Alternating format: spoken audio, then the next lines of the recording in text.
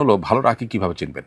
প্রথম কথা হলো যে রুকিয়ার আয়াতগুলো জেনে নিজে রুকিয়া করার চেষ্টা করবেন। এটা হলো সবচেয়ে উত্তম এবং সবচেয়ে ভালো কাজ।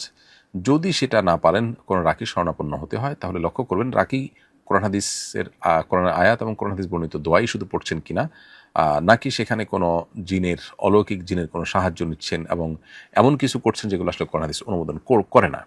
সাধারণত জিনের সাহায্য নিচ্ছেন, গায়েবের কথা বলছেন, বিভিন্ন লোক এনে তাদের মাধ্যমে বিভিন্ন জিনিস বের করার চেষ্টা করছেন। তারপরে আরও অনেক জিনিস আছে যে জিনিসগুলো আসলে অস্বাভাবিক, যে সেটা আপনি লক্ষ্য করলেই বুঝতে পারবেন। একজন রাকি তিনি কোরআনে কারিমের আয়াত তেলাওয়াত করবেন, ফু দিবেন পানিতে, তেলে, মানুষের শরীরের উপরে গোসলের জন্য পানি প্রস্তুত করে দিবেন। সেগুলোতে শুধু কোরআন হাদিসের দোয়া এবং কোরআন আয়াত পড়ে ফু দিবেন, আল্লাহর কাছে দোয়া করবেন। নবী সাল্লাল্লাহু আলাইহি সাল্লাম রুকিয়ার জন্য যে দোয়া করেছেন, বিসমিল্লাহি আরকিক, আল্লাহর নামে তোমার রুকিয়া করছি, মিন কুল্লি শাইইন ইউযিক ইলা আখিল দোয়া, শেষ পর্যন্ত এই যে নবী সাল্লাল্লাহু আলাইহি ওয়াসাল্লাম যে দোয়া পড়েছেন সেগুলো পাঠ করছেন কিনা এই জিনিসগুলো দেখবেন। তাছাড়া নিজে আমলদার কিনা, তারপরে খুব বেশি আপনার দুনিয়াদার নাকি তিনি তার প্রয়োজন অনুযায়ী মানুষের কাছ থেকে রুকিয়ার ফি নিয়ে থাকেন, এই বিষয়গুলো বিবেচনায় রাখার মতো।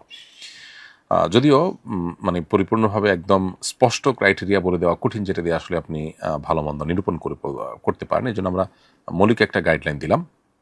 সবচেয়ে ভালো হয় রুকিয়া কোন কোন আয়াত দিয়ে কী দিয়ে করতে হবে সেটা নিয়ে আপনি কোরআন হাদিসের সাথে সামঞ্জস্যপূর্ণ চেক করে আপনি নিজের রুকিয়াটা নিজে করলেন। একান্ত অন্য কাউকে দিয়ে করালে তাকে বলে দিলেন যে আপনি কোরআন হাদিসের আয়াত পড়বেন, দোয়া পড়বেন, এর বেশি আমি চাচ্ছি না অন্য কোনো কিছু।